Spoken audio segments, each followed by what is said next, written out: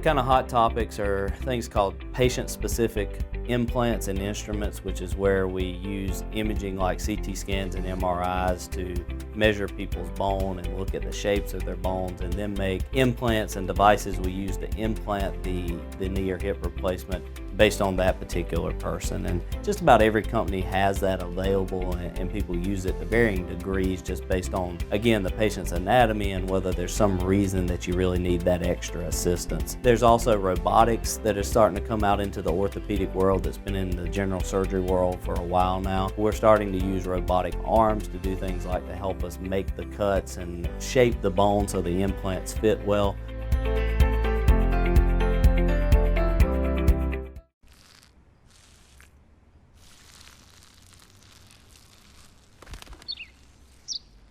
Maybe he landed here totally by coincidence.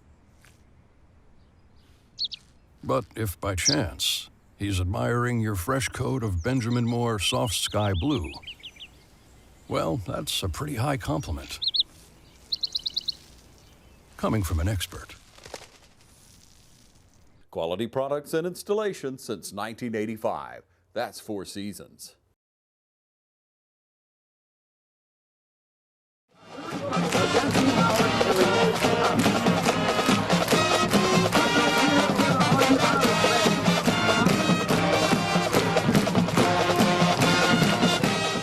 Welcome to the Irish Coaches Show. I'm here with head coach and athletic director of Dublin High School, Roger Holmes. Coach, I'm just going to go ahead and call it a total annihilation of a very good, very fast, strong Wilcox County team.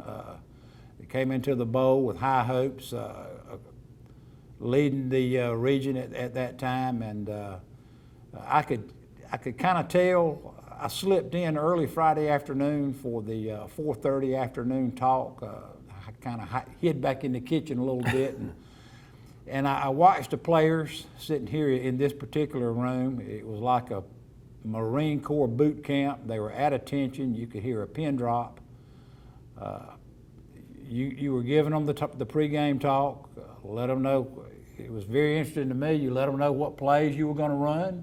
First 3 plays of the game, you had them set, and there was a feel in the room. There was a feel amongst the coaches that surrounded me that something was on the horizon.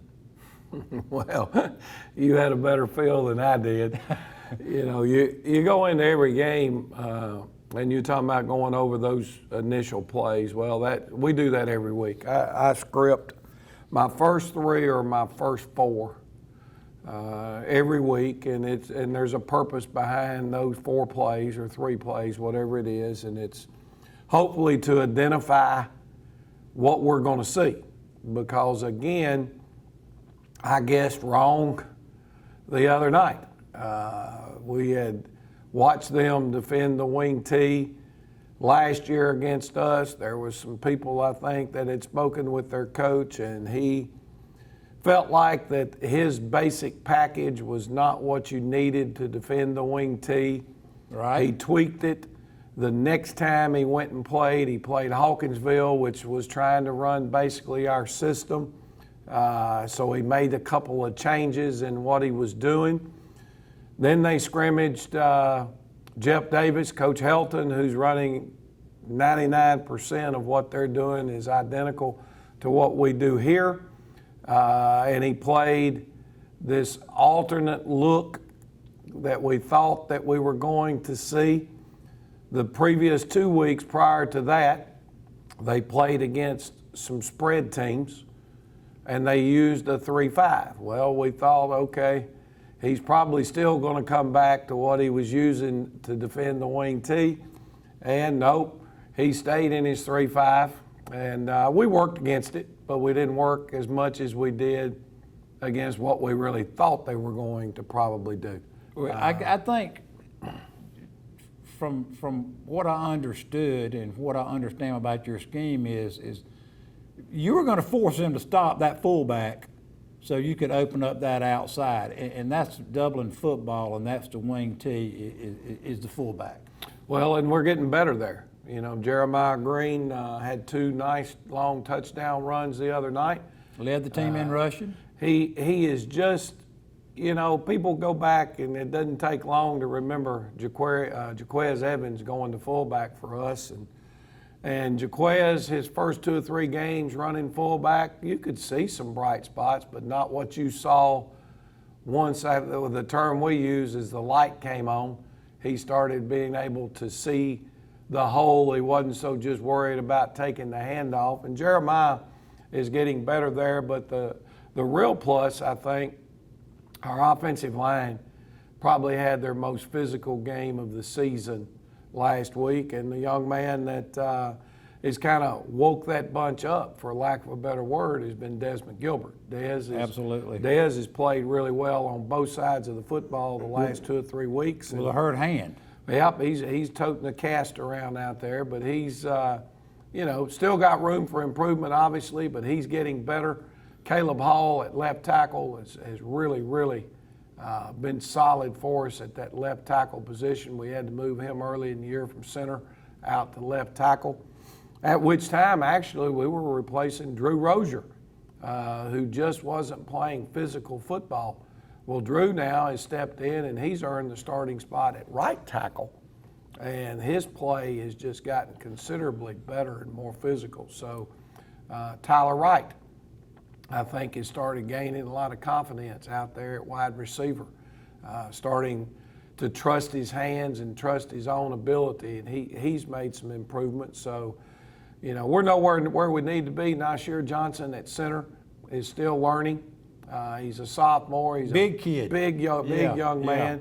And then Ramonte Doherty has just got to, we need him to strap it up and develop that attitude that his running mate over there now, Desmond Gilbert, seems to have found his hot button. If we can get Ramonte playing at the level that he's 100% capable of playing at, I can see us getting better that way very quickly.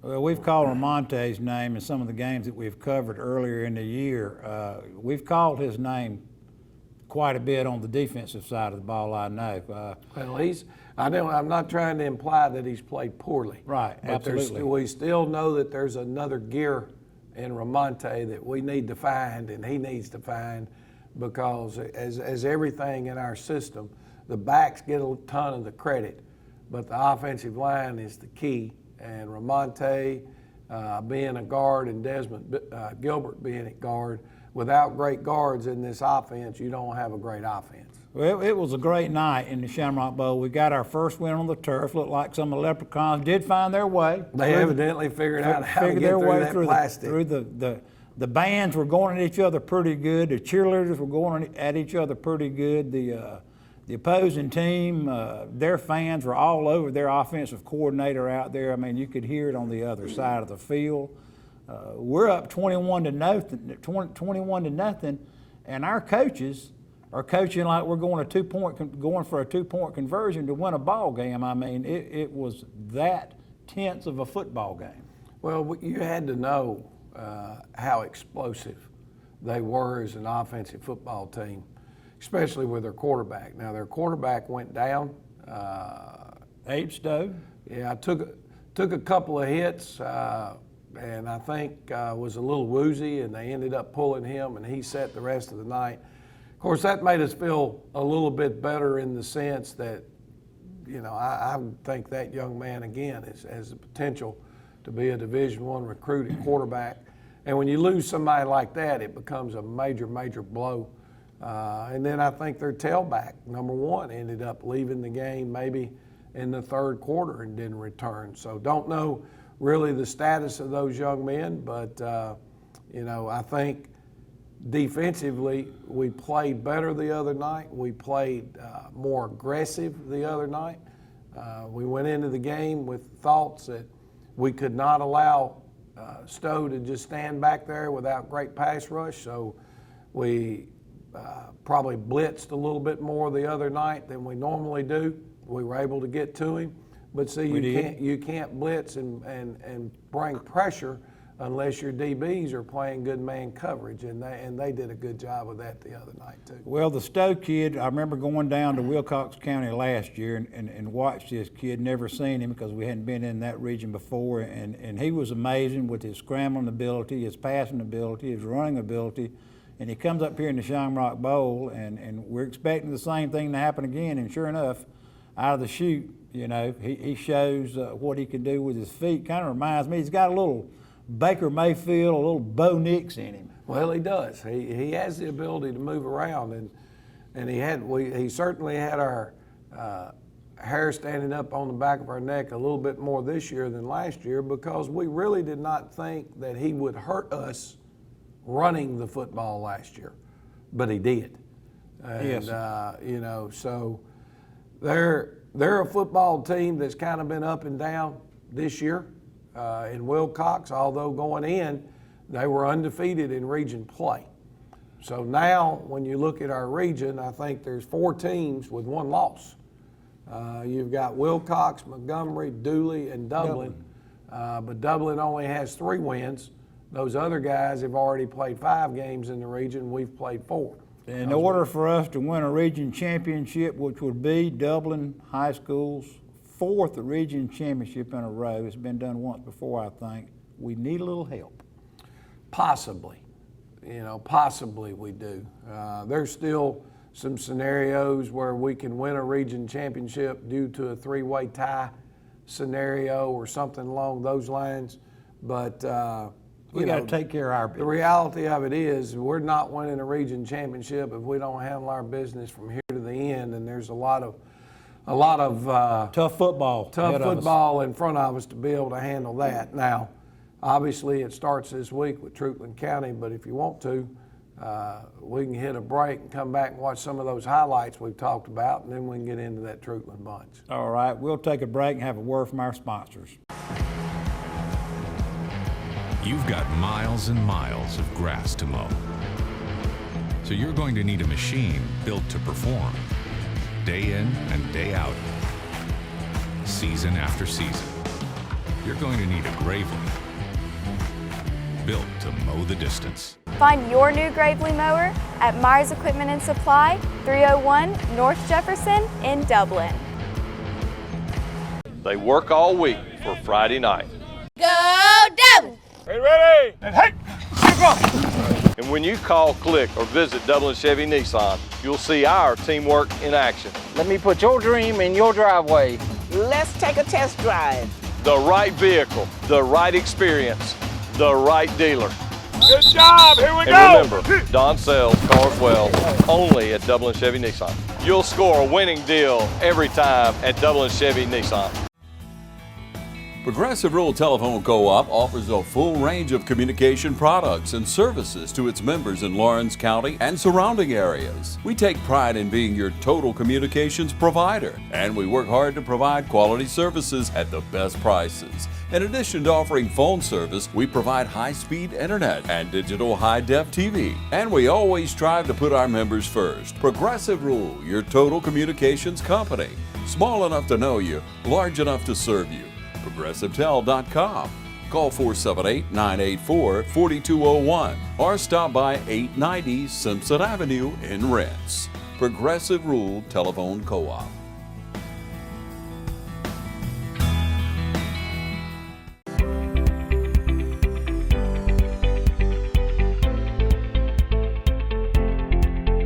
Conservative treatment options are typically where we start with both knee and hip arthritis. So if you come in to see us and your hip is beginning to be arthritic or your knee's beginning to be arthritic, there's sort of a stepwise approach that we take. Anti-inflammatories, which are medicines like Motrin, Advil, Aleve, are usually sort of first line. We have prescription forms of those medications that we can use. In our elderly population, that becomes a little more difficult because they have comorbidities, things like diabetes or stomach ulcers or disease, that they can't take those medications medications, even hypertension. So we'll try to treat them with medications if it's appropriate. When it's not, then we go on to things like injections. So cortisone injections, or there's these things called visco injections or visco supplements, which are lubricating type injections that we can use to treat knee arthritis as well as hip arthritis to try to control people's pain. And a lot of times we do that for years for people before they get to the point where those are no longer working and we're ready to talk about knee or hip replacement.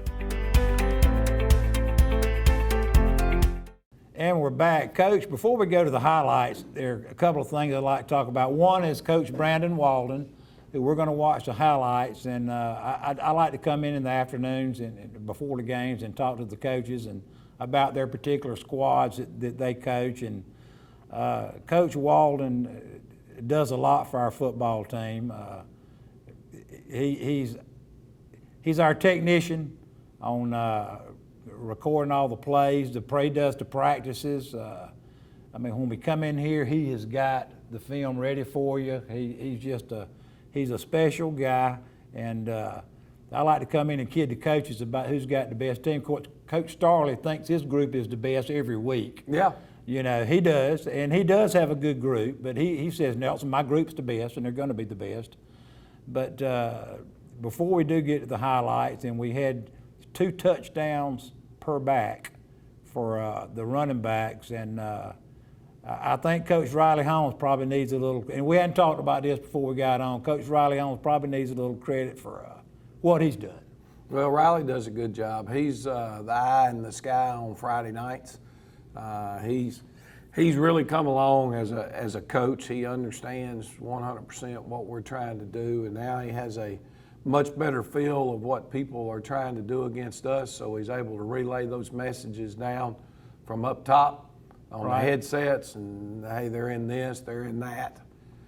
You might think about this, you know. So he's really developed on his coaching abilities. When you mentioned Brandon Walden, invaluable.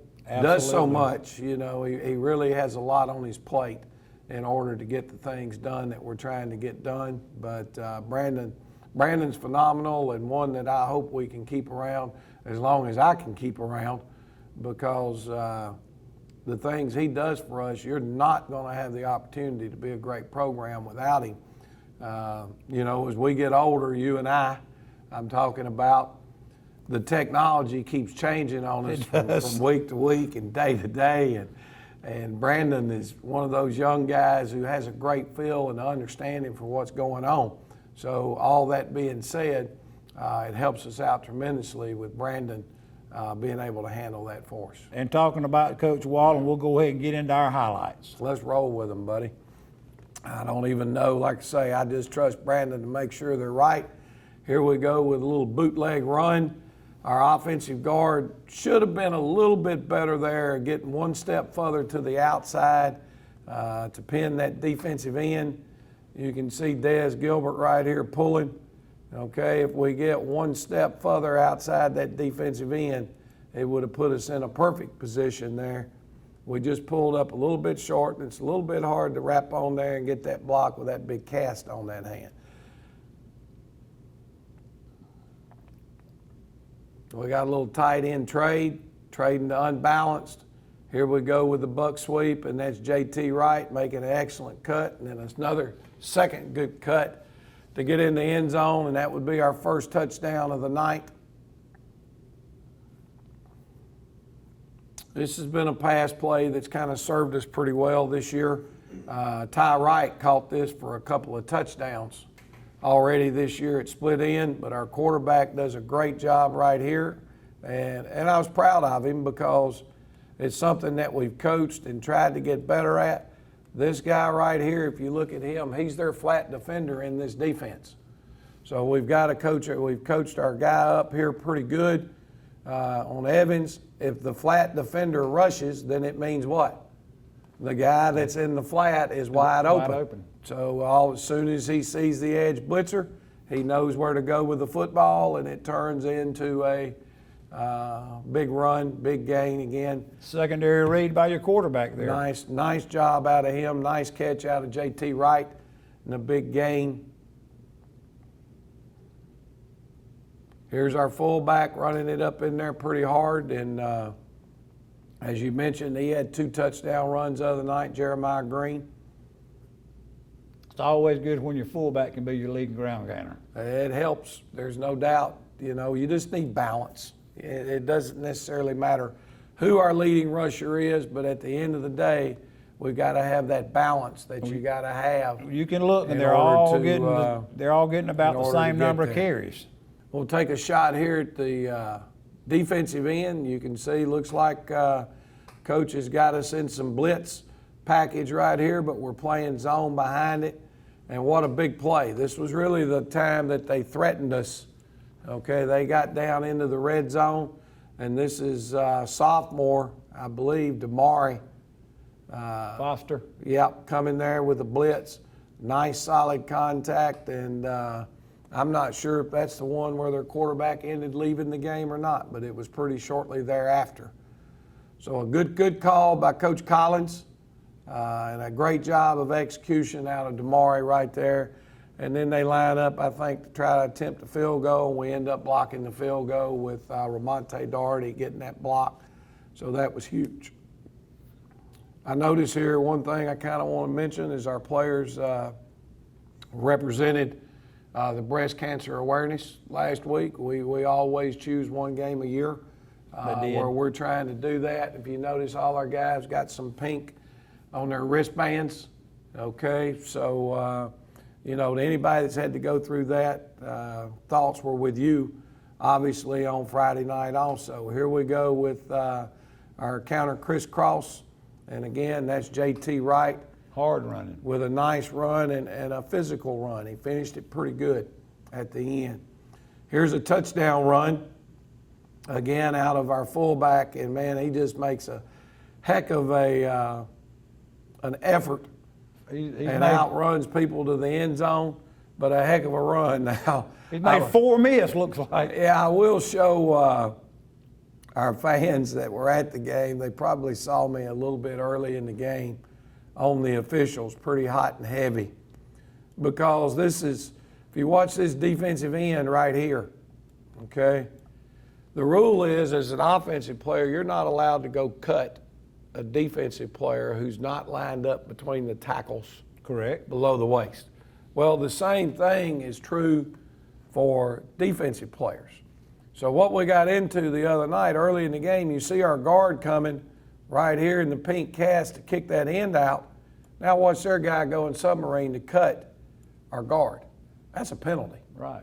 Okay, and the officials allowed that to happen about 6 times in the first couple of drives, and all they're attempting to do is just wad up a big wad of bodies so our other pullers and people can't get through. And, you know, that's just one of those things that's a no-no that we need to make sure the officials are. Well, you stayed on them pretty good until they got it right. They've got to be able to see that, okay? And again, here's another heck of a run by Jeremiah. So looks like that's going to be it on the highlights. So we'll take a break and come back and get ready for Troutland. Since 1999, Stepping Stone has been working to keep you and our community safe. Our mission is to lessen the trauma suffered by individuals who have been abused or assaulted. We provide evaluation in a safe, caring environment to encourage collaboration of services for the benefit of the victim and their non-offending family members. We strive to increase the protections of victims and hold offenders accountable. Here at Stepping Stone, you are never alone. If you or someone you know has been a victim of child abuse or sexual assault, please know we are here for help and comfort.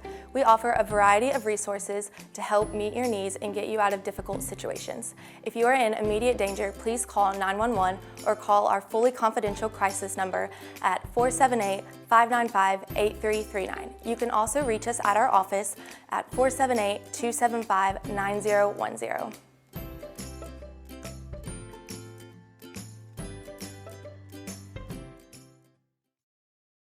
Imagine a life-changing injury. Imagine the fear and unknown. The Houston Clinic Sports Medicine Team, the only physicians in the area with advanced certification in orthopedic sports medicine, treats sports injuries with innovative techniques.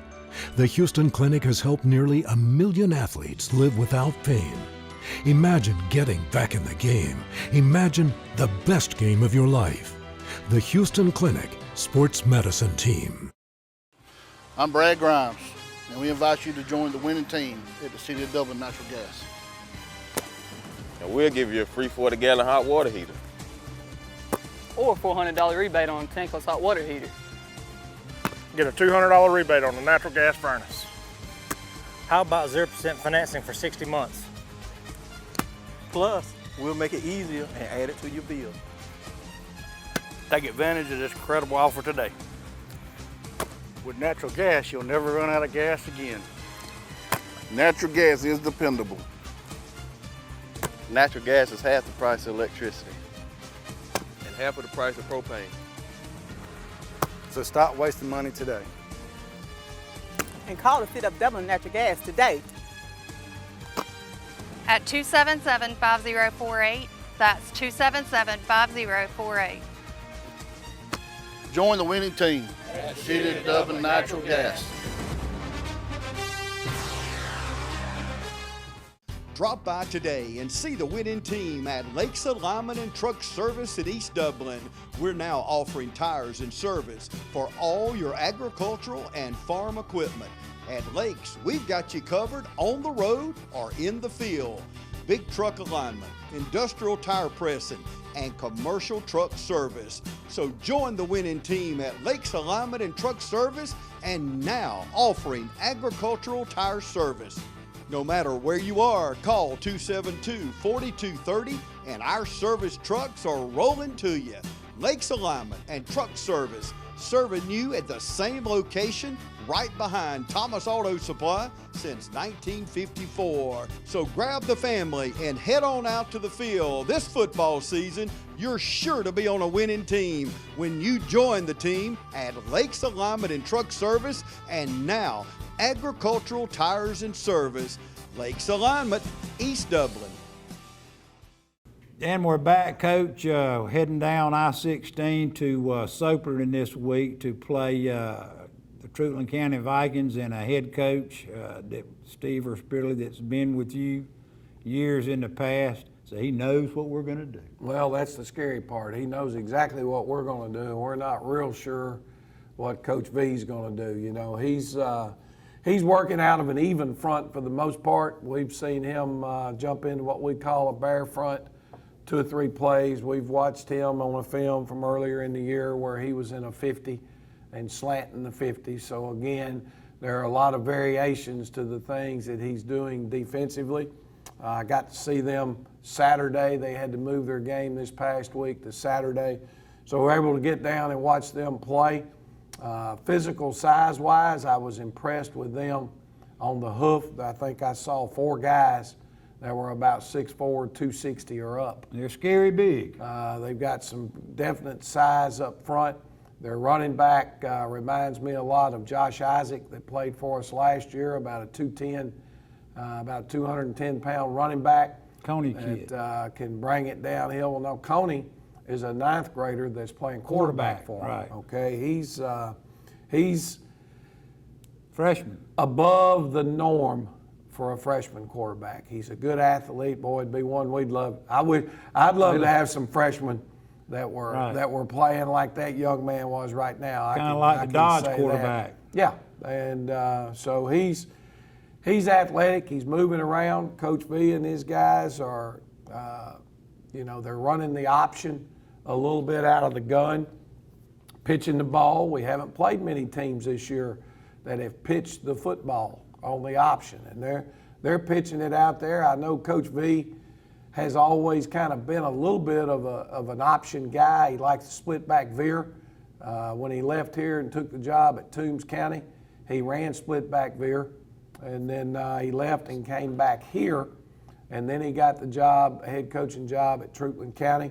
And so they're dabbling in some option game. Don't know exactly how much we're going to get, but again, that's a new wrinkle that we've got to deal with. They're running some spread concepts in their passing game. They like to throw the ball. They don't mind throwing the football. We watched them or competed against them in a 7-on-7 this summer, and I don't know that we kept score, but I felt like they kicked our hind end, to be honest with you. So at the end of the day, we've got a lot of respect for what Steve has been able to get accomplished there at Trutland, and they're a much improved football team from where they were this time last year. Your outside linebackers are really, and corners are really going to have to play under control this week. Well, there's no doubt. And we've got to get our free safety handling the run game a little bit better. He read things tremendously the other night. Trey Baldwin, there were certain keys we had him on, and when he saw this, he was supposed to trigger and get in the run game, and he did a great job with that the other night. But we didn't take great pursuit angles, and although we were where we needed to be, we weren't necessarily in a position to make the tackle. Well, Trey kind of made up for it. He ball hawked and got you an interception. Oh, man, that looked pretty too. Pat him on the back. He was long. He went up high and pulled it down. You know, and Trey hasn't got a ton of experience. So the things that you're seeing out of him, he's going to work very hard to correct those. There's no question. And then John Potter needs to keep being John, needs to keep being consistent in the kicking game and doing great things there, because, again, we feel like that if John's performing well and our people cover, then we've got a chance to win the phase in the kicking game this week. Well, the newspapers and TV and you know, guys like us, we're the ones that throw out and name folks for player of the game and that kind of thing. But from a coaching standpoint, y'all do the grading. Who was a kid this week that really stood out? Well, we mentioned Dominique Doherty from the defensive side of the football. He led our team in tackles and that type thing. But, you know, the guy that I kind of want to pick out, because some of the things that we had brought to his attention that weren't going quite the way they needed to, was our quarterback. Jaquarius Evans grades jumped considerably this week, and that's about execution and carrying out your fakes. And those things are about effort and desire to be good. And I just really felt like Jaquarius really stepped his game up this week and did a much better job. Jaquarius he did score a touchdown. He did himself. He had one there late, and I don't want to forget. I guess when you're talking about grades, Quay Ashley, J.T. Wright. Sometimes we don't mention those kids' names enough, and probably that's because of our expectations are so dadgum high for those two young men. They're great football players, but we grade on 4 categories. And those guys had their highest grades of the year in 3 out of 4. So they really stepped their game up last week. But now we've got to just continue as a whole unit across the board, just to focus and get better and play one game at a time and see where that leads us. Well, the grades are coming up. The kids are responding to the coaching out there on the field weekly. I see it's time. We're mid-season. We've got nothing but region games left. What we're going to ask is everybody to get out Friday night and drive down to Soperton and come see a good football game down there. A lot of folks you're probably going to know on both sides of the stadium down there. So come down to Trutland County Friday night, be a 7:30 kickoff down there. And Coach, we'll be back next week, and we'll see some Trutland highlights, and then we'll talk about Johnson County coming in. Sounds great.